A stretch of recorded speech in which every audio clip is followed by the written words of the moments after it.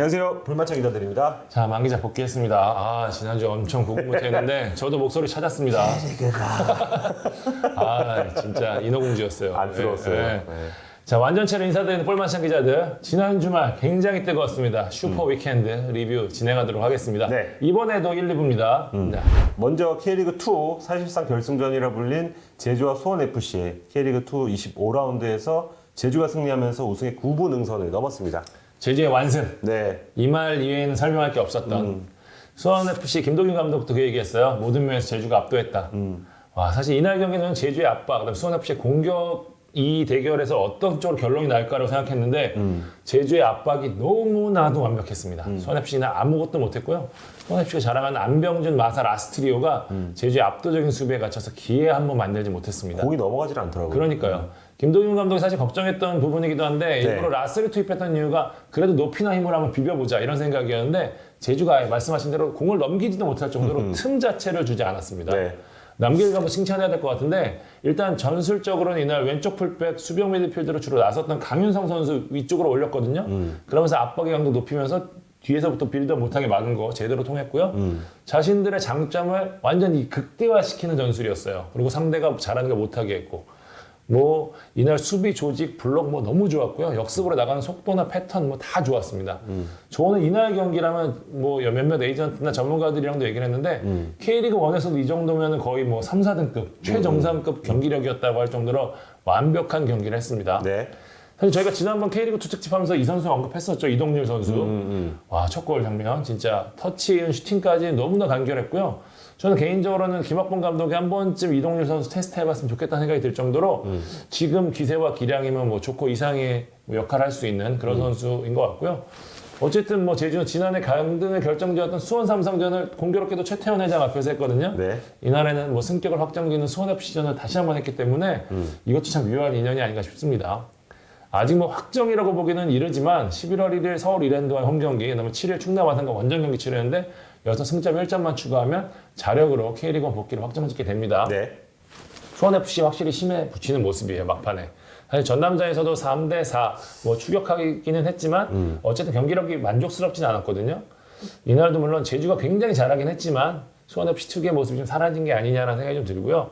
막판 스포츠라면서 좀 기력을 다 짜낸 느낌을 좀 받아요. 사실 팬들이 막판에 보강을 폭풍역입이라고 해서 수원FC의 스쿼드가 좋다는 인식 갖고 있지만 전문가들이 인정하는 객관적 스쿼드는 그렇게 좋은 편이 아닙니다. 4, 5위권 정도밖에 안 되거든요.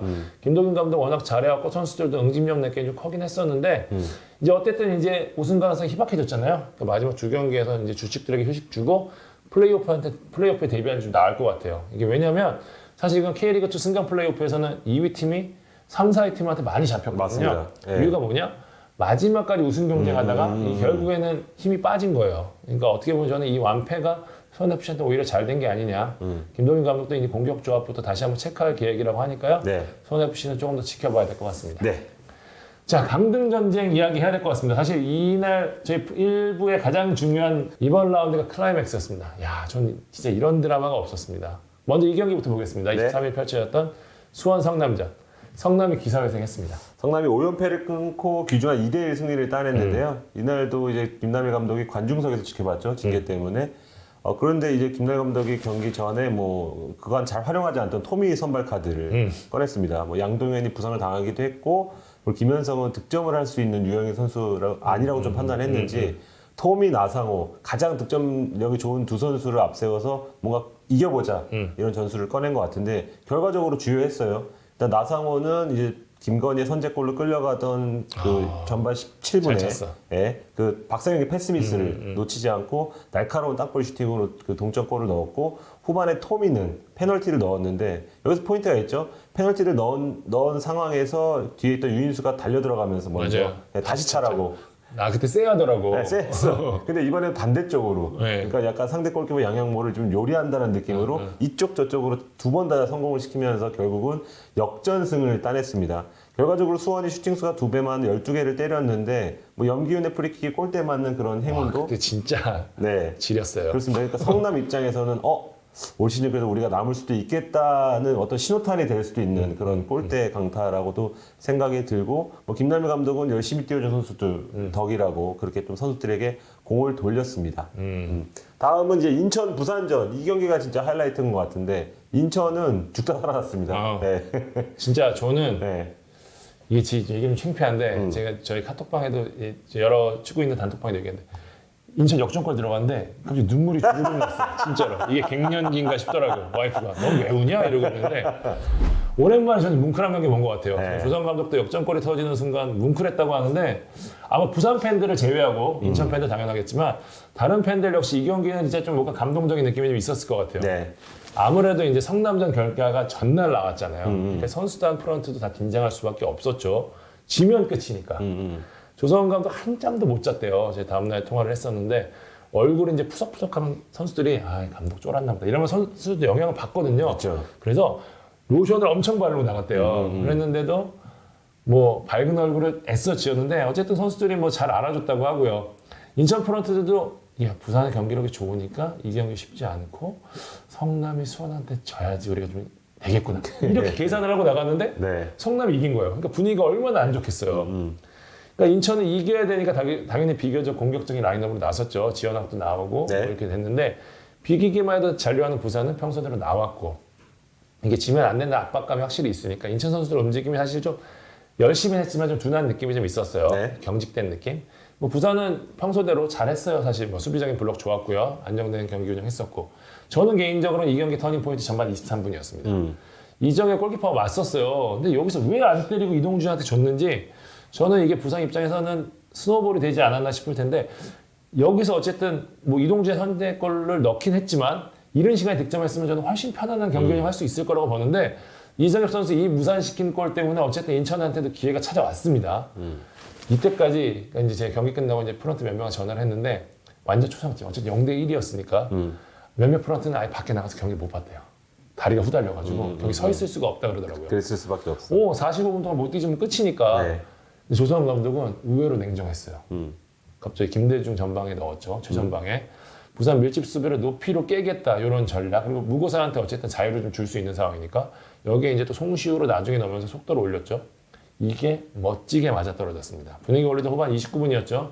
무고사의 크로스를 김대중이 멋진 헤더로 동점골을 넣었고요. 70초, 정확히 70초 뒤였습니다. 정동현의 왼쪽을 뚫고 때린 볼이 굴절되면서 부산 골망으로 빨려 들어갔어요. 진짜 인천의 잔류 뒤에 진짜 있는 것 같습니다. 역전골이 진짜 인천 선수들 진짜 죽기 살기로 뛰는 거 제가 늘 얘기하죠. 잔류의 핵심 포인트는 결국 의지다라고 얘기하는데 와 그 작은 선수들이 어디서 힘이 나오는 순간 헤딩 다 따고 백미 후반 43분이었습니다. 이 얘기하시는 분들 엄청 많더라고요. 김현 헤더했을 때 이태희 막았죠. 그 다음에 슈팅을 강민수, 이정엽이 때리는데 마지가 발을 뻗어서 막는 장면. 맞아요. 여기서 등장하네요. 조용하다가. 네. 진짜 이거는 제가 다른 축구인한테 물었는데 알고는 못 막는 볼이래요. 그러니까 신의 손 같은 거래요. 그러니까 이게 아마 본인도 막아낸 거 기억도 못할 거라는데 어쨌든 이게 인천에게 어떻게 보면 행운이 따른 장면이었다고 봐야죠. 승리했고 강등 전쟁을 마지막까지 끌고 갔습니다. 네. 좀 부산은 개인적으로 좀 뭔가 홀린 것 같은 느낌이었을 것 같아요. 분위기도 그랬고 경기도 그렇고 마지막에 못 넣은 것도 그렇고 냉정하게 못한 경기는 아니었거든요. 어쨌든 이제 부산은 마지막에 성남을 만나는 만큼 이날 결정을 짓지 못한 게 굉장히 아쉬울 수밖에 없는데 이정엽은 왜 그랬을까? 아 너무 이타적이었어요. 네. 어쨌든 강등 전쟁 정리하면은 부산 24골 승점 25점, 성남 22골 승점 25점, 똑같은 10등 11등이고요. 인천이 24골에 승점 24점. 야. 네, 마지막 최하인데요. 마지막 라운드에서 이들의 운명이 결정됩니다. 정말 재밌을 것 같아요. 부산 성남 비기고 인천 이겨버리면 와. 야.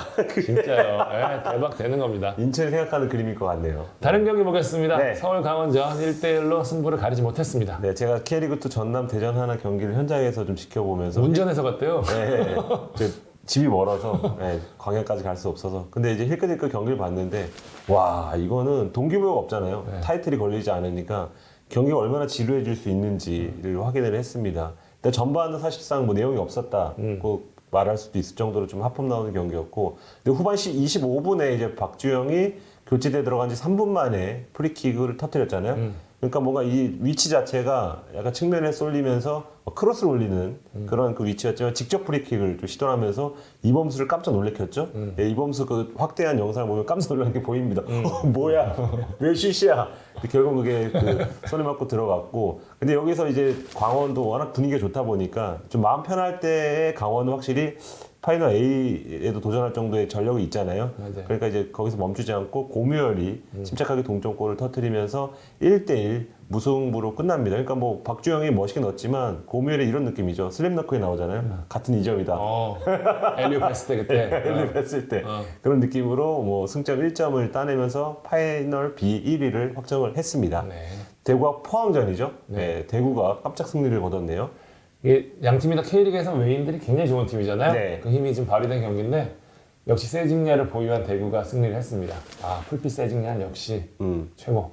스피드, 패스, 뭐 시야, 마무리 이날 경기 보여준 경기랑만 보면 역시 세징야 K리그 최고의 용병이다라는 걸 제대로 보여줬고요. 네. 18호 어느덧 벌써 18호 골, 거의 득점왕급 행보를 보였고요. 네.